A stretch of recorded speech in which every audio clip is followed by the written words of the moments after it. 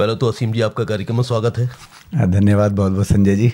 हम बधाई देना चाहते हैं आपको कि आपकी शॉर्ट जो फिल्म है फांसी लाइव, उसको इंटरनेशनल फिल्म फेस्टिवल के लिए आप सबमिट करने जा रहे हैं, उसके लिए चुना गया आपको। हाँ जी, धन्यवाद बहुत बहुत। हम जानना चाहेंगे कि क्या पृष्ठभूमि है इस फिल्म की, थोड़ा बताएं। जी, दरअसल ये एक सच्ची घटना पर आधारित है। आज से लगभग 27 वर्ष पूर्व इंदौर में उमाशंकर करके एक व्यक्ति था जिसने अपनी पत्नी और बच्ची का कत्ल कर दिया था किसी वजह से। तो उसको फांसी की सज़ा हुई थी, तो उसको इंदौर जेल में फांसी दी जानी थी। तो वहाँ दैनिक भास्कर के एक पत्रकार थे कीर्ति राणा, उन्होंने उनके मन में और उनके साथी के मन में आया, प्रकाश हिंदुस्तानी जी हैं वो भी बड़े पत्रकार हैं, तो उन लोगों ने सोचा कि यार इसको अपन कुछ जुगाड़ करें और फांसी देखी जाए कि कैसे होती है। पर वो परमिशन मिली नहीं उनको, कलेक्टर और बाकी जेल अधीक्षक वगैरह से। तो ये कीर्ति राणा ने उसके कहीं अधीक्षक के ड्राइवर से किससे जुगाड़ करी और वो अंदर पहुंच गया।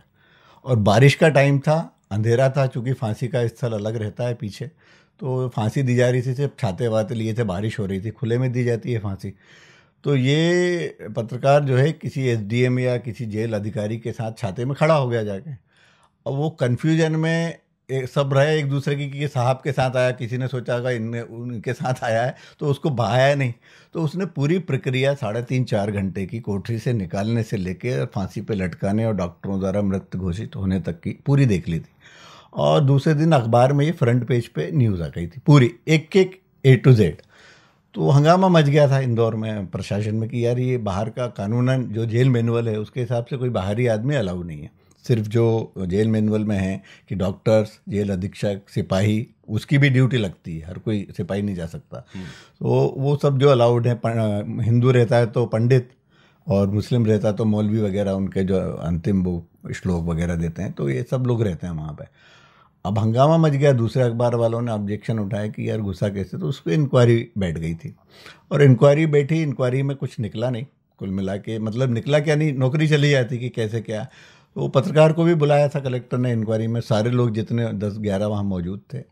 और कुल मिला के ये कि किसी ने स्वीकार नहीं किया कि यहाँ कोई बाहरी आदमी था, तो वो मतलब बंद हो गई फाइल। लेकिन ये घटना हुई थी, तो इस पर ये फिल्म दरअसल हमने बनाई है। हम जानना चाहते हैं असीम जी कि इस फिल्म को बनाने में तकरीबन आपको कितना समय लगा और कितनी अवधि की फिल्म है। दरअसल क्या हुआ कि जो कीर्ति राणा जी हैं उनके मित्र हैं, हमारे बैंक से मेरे साथी दोस्त हैं, रंगकर्मी भी हैं, जगदीश बागोरा।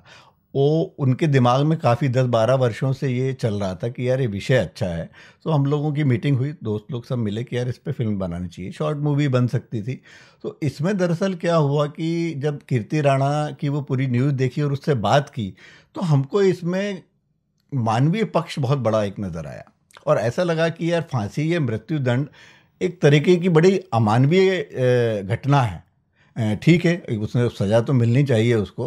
तो हम जो 4-5 मित्रों ने जब डिस्कस किया, तो हमको ये लगा कि यार हमको इस पे फिल्म बनानी चाहिए और उसका हम जो मानवीय पक्ष है उसको हम आगे लाएं। फिर फांसी के साथ साथ हमने देखा कि कई देशों ने मृत्युदंड अपने यहाँ ख़त्म कर दिया है। जर्मनी है, डेनमार्क है और कनाडा है, बहुत सारे देश हैं। सो हर जगह अलग अलग तरीके से मृत्युदंड दिया जाता है, कहीं जहर दे देते हैं, कहीं गर्दन काट देते हैं, कहीं गोली मार देते हैं। अपने यहाँ अभी फांसी की प्रथा चल रही है। और अभी हाल ही में सुप्रीम कोर्ट में एक वकील जो है वो गए हैं और उन्होंने याचिका लगाई है कि फांसी बंद होनी चाहिए। सो हमने क्या किया कि इसकी फिर स्टोरी और स्क्रिप्ट डेवलप की। तो इसमें जितने लोग वहाँ मौजूद थे, उनकी जब कलेक्टर गवाही होती है, उसको पूरी गवाहियों को हमने एक एक लिया है और उस गवाही में हमने उनकी पीड़ा दिखाई है कि जिसको फांसी हो रही है वो तो हो ही रही है, उसको तो सज़ा मिल रही है, लेकिन वहाँ जो आसपास है, इवन जल्लाद, डॉक्टर, पंडित और सिपाही, इनके मन पे, इनके जो मानसिक उस पे जो है वो बहुत बुरा असर पड़ रहा है। डॉक्टर बीमार हो गया, एक सिपाही तो मतलब मानसिक रोगी हो जाता है उसको देख के, मतलब वो क्योंकि उसका दिल कमज़ोर है, बोलता है मेरी ड्यूटी सर मत लगाओ, पर लग जाती है। तो वो फांसी देखता है तो वो पागल हो जाता है, मतलब उसका ट्रीटमेंट चल रहा है। फिर पंडित भी वो हो जाता है। जल्लाद भी कहता है साहब मेरी ड्यूटी आदेश मिलता है तो मैं खींच देता हूँ, लेकिन साहब कैदी तड़पता बहुत है। तो हमने यही क्वेश्चन उठाया गवाहियों के दौरान। हमने फिर क्या है, जेल का पूरा एक सेट लगाया था, यहाँ एक फार्म हाउस है वहाँ पे, और उसको अंधेरे में रात में बारिश वारिश करा के पूरे सीन हमने शूट किए है उसके, जिस तरह की घटना हुई। तो जब गवाहियाँ होती हैं तो वो सीन हमने दृश्य बीच बीच में इंसर्ट किए हैं कि जब जेल अधीक्षक बता रहा है कि ऐसा हुआ तो वो सीन फिर रात के डाले, क्योंकि फिल्म को मूवमेंट मिले, कुछ नहीं तो सीधे सीधे गवाही हो जाती। और आखिरी में हमने यही प्रश्न खड़ा किया है कि मृत्युदंड जो है कई तरह से देशों दिया जाता है, लेकिन कई देशों ने इसको समाप्त कर दिया है, लेकिन बाकी देश, और हमने एक क्वेश्चन मार्क लगा के फिल्म को छोड़ दिया है। तो ये है मतलब फिल्म की टोटल कहानी। तो कितने अवधि की फिल्म है? ये 20 मिनट कुछ सेकंड की है ये, और इसको हमने अभी 8 इंटरनेशनल फिल्म फेस्टिवल में भेजा है। 4 विदेश में हैं और 4 देश में हैं। तो Dada Saheb Phalke international Calcutta short film festival इसकी जनवरी में ही है अभी वो, तो इसमें हमारी फिल्म स्क्रीनिंग के लिए अभी सिलेक्ट हो गई है और हम लोग जाएंगे। इसके अलावा और कहाँ कहाँ भेजी है आपने अपनी इस लघु फिल्म को? ये हमने दादा साहब फाल्के, इंडिया में दादा साहब फाल्के में भेजी है, फिर Goa international short film festival में भेजी है, Poona international short film festival में भेजी है। इसके अलावा हमने बर्लिन, डेनमार्क, हमने ऐसे देशों में भी भेजी है जहां दरअसल मृत्युदंड समाप्त हो गया है। तो हमें लगा कि ऐसे देशों के फिल्म फेस्टिवल में इस फिल्म को शायद ज़्यादा एक वो मिलेगा, वॉइस मिलेगी। ये हम जानना चाहते हैं कि इस 20 मिनट की अवधि की जो शॉर्ट फिल्म है आपने बनाई है, कितने पात्रों का चयन किया है और उन पात्रों को आपने किस तरीके से ज़्यादा खोजबीन करके निकाला?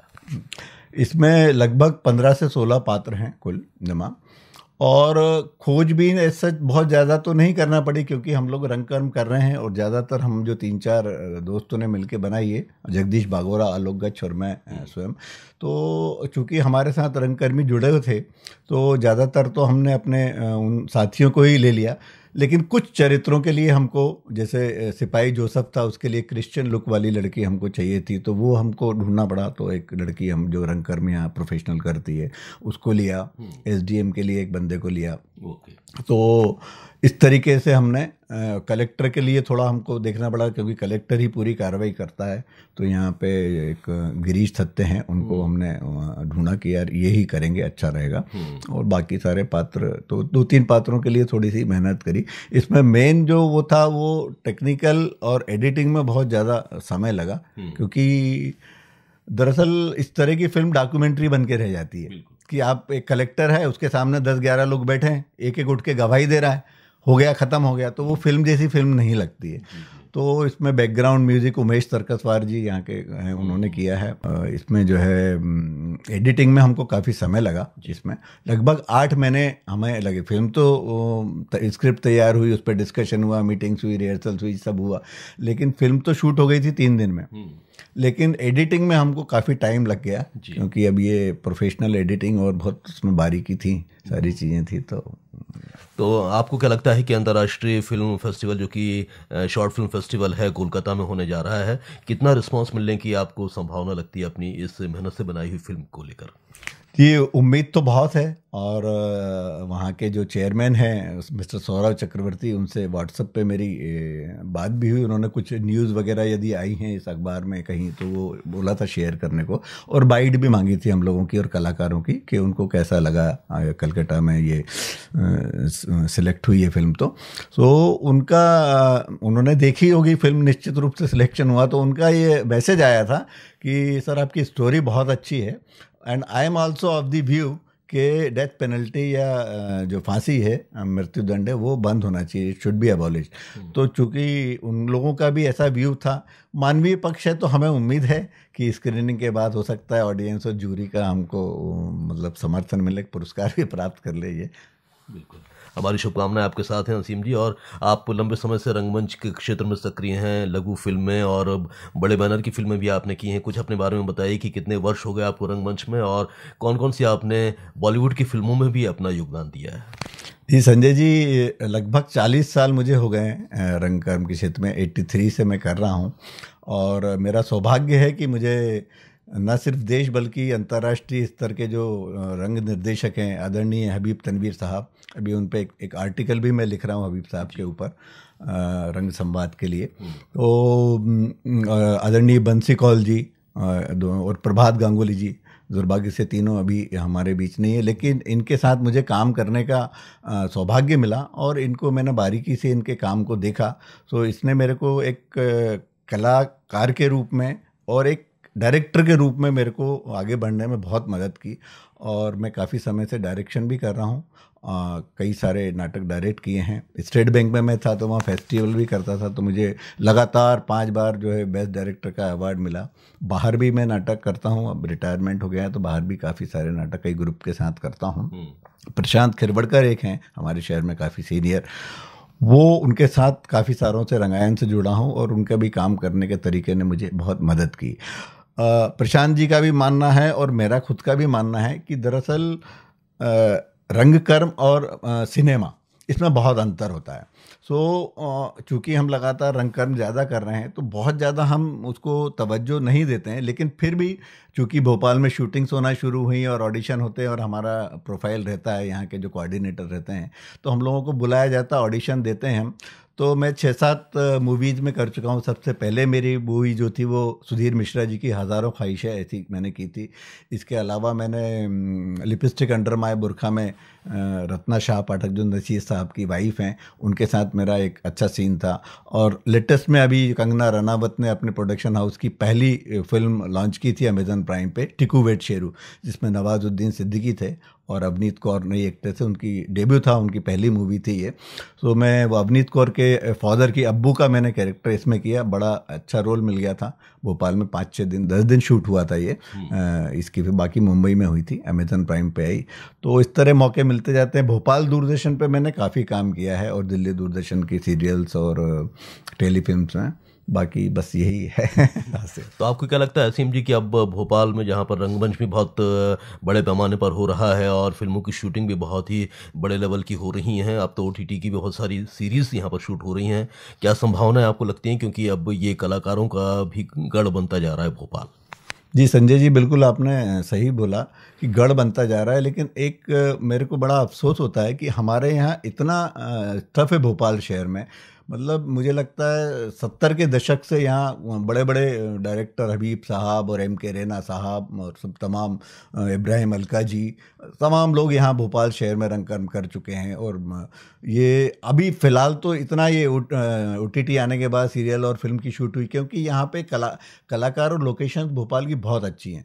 तो क्या हो रहा है कि मुंबई के जो फिल्मकार हैं या सीरियल वाले हैं, उनको यहाँ सस्ते में चीज़ें मिल जाती हैं, तो ठीक है, जगह मिल जाती है, लोकेशन, वो तो कोई इशू नहीं।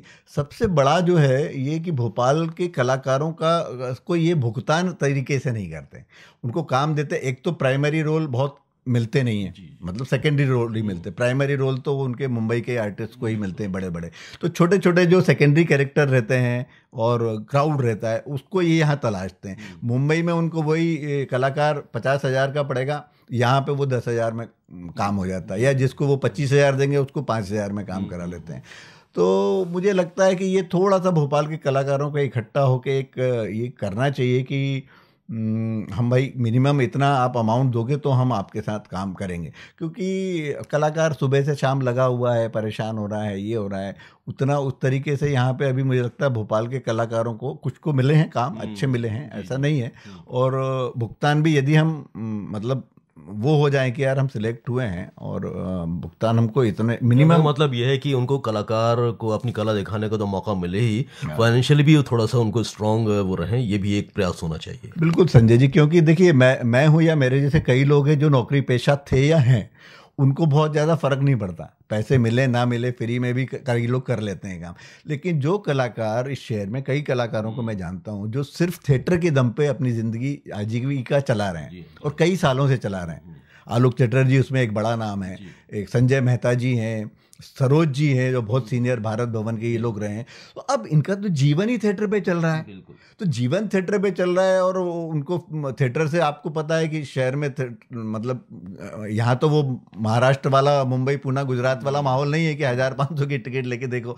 तो थिएटर भी करते हैं तो ग्रांट मिल गई तो ठीक है, नहीं तो टिकट 50-100 रुपये की आप रखते हो, बहुत मुश्किल खर्चा निकल पाता है। तो फिल्में या सीरियल्स हो रही हैं तो एक जरिया है कि कम से कम उनको पैसा प्रॉपर मिले। तो मुझे लगता है इस पर सोचना चाहिए मुंबई वालों को ये। तो आपको क्या लगता है कि आने वाले समय में अब किस प्रकार से यहाँ पर और भी इस तरह की संभावना बढ़ने वाली है? हाँ, संभावना तो लगातार बढ़ेगी, और अभी जैसे सरकार भी कहती है कि हम यहाँ पे वो कई सारी सुविधाएं देंगे मुंबई वालों को, और फिल्म सिटी बनाएंगे, सारा कुछ करेंगे। अब ये सब बातें सालों से हो रही हैं, कितनी ये फलीभूत होती हैं पता नहीं है अभी। लेकिन मेरा ऐसा भी सोचना है कि भोपाल वालों को मिलके भी काम करना चाहिए आपस में। जैसे हम लोगों ने ये मूवी बनाई, आपस में पैसा कंट्रीब्यूट किया 3-4 दोस्तों ने कि यार अपन मिलके बनाते हैं। ऐसे ही एक फिल्म यहाँ प्रोड्यूस हुई थी अभी, इस पे हॉटस्टार पे आई, दादा साहब फाल्के में भी नॉमिनेट हुई थी, वो घोड़ी पे होके सवार, वो बुंदेलखंड में बनाई थी, यहीं के आर्टिस्ट थे सब भोपाल के। तो मुझे लगता है कि भोपाल के आर्टिस्टों को लेके मैं या मेरे जैसे और लोग हैं उनको भी प्रयास करना चाहिए कि हम यार हम क्यों नहीं बना सकते। ठीक है, उतना बड़ा हमको प्लेटफॉर्म नहीं मिलेगा, क्योंकि ये जो मल्टीप्लेक्स हैं ये हैं, वो तो वहाँ रिलीज़ करना बड़ा आसान नहीं होता, करोड़ों रुपए वाला मामला होता है। लेकिन हम अपने प्रयास से OTT पे या यूट्यूब चैनल्स पे वगैरह कहीं ना कहीं इनको रिलीज़ करके और एक पैसा भी कमा सकते हैं और अच्छा काम भी दिखा सकते हैं। सही कह रहे हैं आप। तो आसिम जी, अब आपसे काफ़ी बातें होंगी, लेकिन मैं एक सवाल आपसे और करना चाहता हूँ कि इंटरनेशनल कोलकाता में जो शॉर्ट फिल्म फेस्टिवल हो रहा है उसमें तो आपकी फिल्म दिखाई जाएगी, भोपाल की जो आवाम है, भोपाल के जो लोग हैं, वो कैसे देख सकेंगे इस फिल्म को? अभी क्या है सर, जितने भी फेस्टिवल्स में अपन भेजते हैं उनकी ये शर्त रहती है कि ये अभी हमारे अलावा आप कहीं इसको रिलीज़ नहीं करोगे। तो ये जो फेस्टिवल्स में मैंने बताया आपको, 8 फेस्टिवल में भेजी है, ये जुलाई तक चलेंगे। ये जनवरी से इसकी शुरुआत हुई है, तो जुलाई तक ये चलेंगे। तो सारे फेस्टिवल्स में हम देखेंगे कि यदि हमको कहीं टैग हमको मिल जाता है और प्राइज़ मिल जाता है, 2-3 फेस्टिवल में भी हमारी यदि स्क्रीनिंग के लिए भी सिलेक्ट होती है, नॉमिनेट होती है, तो वो टैग मिलने के बाद फिर हम इसको ट्राई करेंगे कि हॉटस्टार है या अमेज़न प्राइम है या सोनी लिव है, तो इन प्लेटफॉर्म से बात करेंगे कि भाई ये मूवी है, ये सब्जेक्ट है, यहाँ यहाँ हमको मिला है, तो आप इसको रिलीज़ करिए। सो हम प्रयास करेंगे कि किसी अच्छे OTT प्लेटफॉर्म पे ये रिलीज़ हो जाए, तो यही हमारा प्रयास है। तो चलते चलते आप सुनने वालों से क्या अनुरोध करना चाहते हैं रंगमंच को लेकर और अपनी इस शॉर्ट फिल्म मेकिंग को लेकर? बस मेरा यही सबसे निवेदन है कि आप, भोपाल में काफ़ी थिएटर होता है, आप लोग जाएं, थिएटर ज़रूर देखें। और थिएटर आपको अनुशासन सिखाता है, डिसिप्लिन सिखाता है, पंक्चुअलिटी सिखाता है, जीवन के कई रंग सिखाता है। तो आपको थिएटर यदि नहीं भी करते हैं तो देखने ज़रूर जाना चाहिए, और जो बच्चे काम करते हैं नए उनको प्रोत्साहित करना चाहिए। और हमारी फिल्म जब भी आएगी उसको देखिए और सराहिए। बस यही है आपसे। आसिम जी, इतनी महत्वपूर्ण आपने चर्चा हमारे साथ की, इतना समय दिया, उसके लिए हम आपके बहुत बहुत आभारी हैं। Thank you so much. Thank you Sanjay ji. मैं आकाशवाणी भोपाल और आपका धन्यवाद देता हूँ, आभार प्रकट करता हूँ कि आपने मुझे ये मौका दिया कि अपनी बात रख सकूँ। बहुत बहुत धन्यवाद।